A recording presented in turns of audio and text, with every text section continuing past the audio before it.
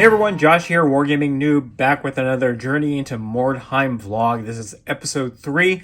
I wanted to kind of follow up on the warbands that I've created, kind of the future of what I'm going to be doing. This is basically another warband that I'm working on, as well as starting to work on my board.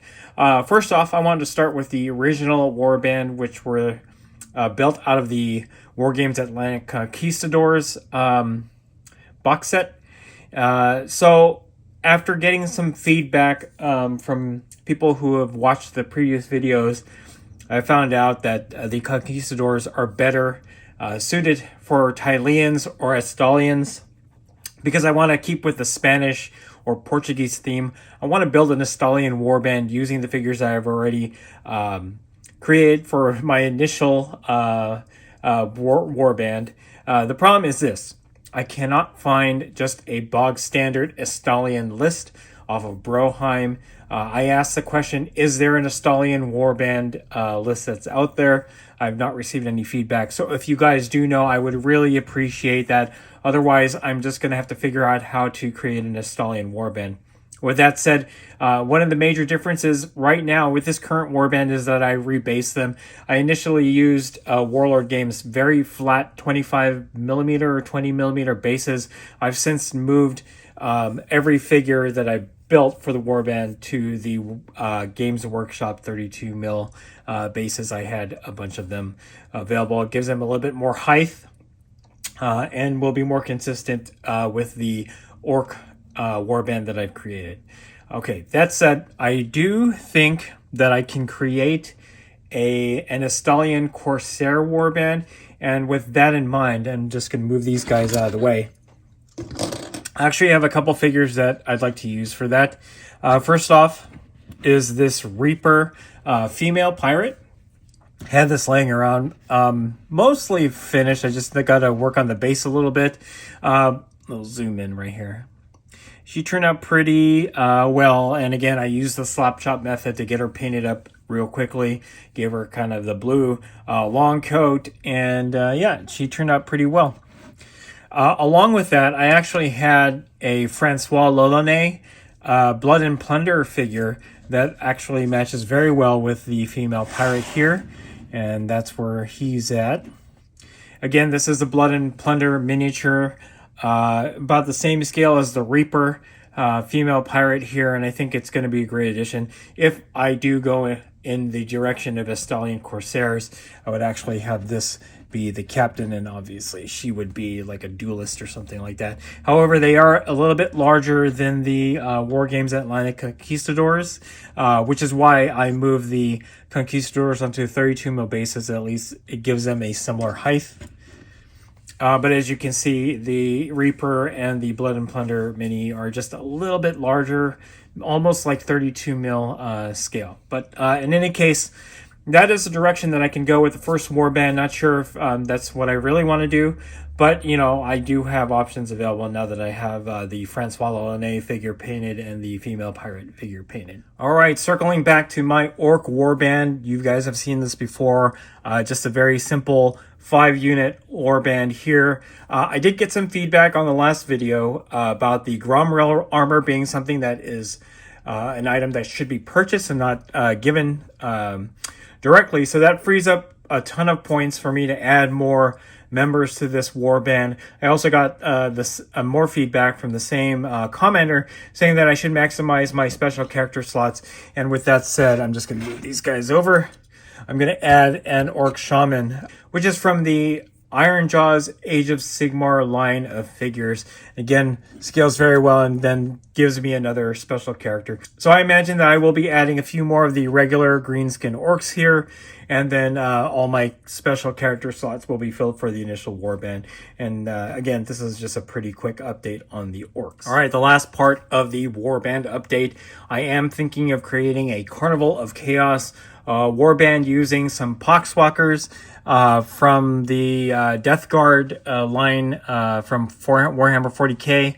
I also have glitchlings, which are very similar to nurglings from the Galerpox infected warband for Kill Team. I single based them as they should have been for Galerpox infected. And again, because I'm not playing Death Guard and I had these Poxwalkers laying around, I picked the ones that I could easily mod for a fantasy setting. And that's what I have here. In order to have like a strongman or brute or whatever the big guy is for this warband, I'll have to look it up. Kind of like a Maggotkin of Nurgle Rockbringer, which I have a ton of. Will not be modifying that because I will be using that for Age of Sigmar, but it gives me an option of bringing in a more Nurgle themed brute into this warband. So the reason why I saved this warband for last is that this will be my first attempt at actually modding and sculpting to make the Poxwalkers especially more in line with the Mordheim aesthetic. And again, I tried to pick ones that I could easily like cut the weapons off, like this guy right here, and give a more medieval fantasy weapon. Then again, there's this guy here. Could turn that into a club. This hammer probably doesn't need to be modded as much. This guy's got a sword. And obviously this guy, which will be the leader of the warband, has a two-handed mallet. And again, not much modding to be done on that. So I'm going to be doing the Carnival of Chaos. Stay tuned for an update on that warband once I make progress on doing the sculpting. I'm going to finish off this video with what are my initial pieces for the board that I will be using. All right, sorry about that, guys. I had to adjust my camera so that you could see the building that I've created here in the camera. You can see I'm in a light box here for the best kind of lighting. The best part about Mordheim is creating a board or a table for the game to give you that immersive feel. And again, terrain building is something that makes or breaks that board. That said, I'm glad that I watched a few different videos on how to make terrain. This is actually my first piece of completed terrain that I've ever made using videos that I've seen online. I made a two-story wrecked Tudor style home, so I can actually use this for historical. If you don't already know, I also have a historical wargaming channel. I'm going to turn this around. It wasn't too bad of a build. It took me a weekend because I took my time having this be my first piece of terrain. I've not fully completed it yet. As you can see, the interior is kind of like black primed right now. And but you know, for the most part, if I'm not filming from that side, this is actually going to be good enough for getting it on camera. And again, I'm trying to make several pieces so that I could have a fully featured board. My wife works for a flooring store, and I'm using a flooring sample as like kind of a demo board. It's not very large, but it's enough to kind of give a feel for Mordheim for demoing.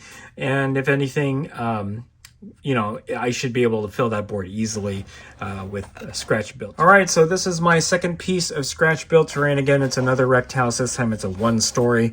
As you can see, it's not completed yet, but I did try different things like broken tiles and all that stuff. This is the interior. I made the floor a little bit more wrecked. Obviously, we'll need to paint and texture the walls to match the aesthetic of the other piece of terrain. And I figure having a couple more of these, I think for the next couple buildings that I'm going to scratch build, I'm going to make the roof basically, you know,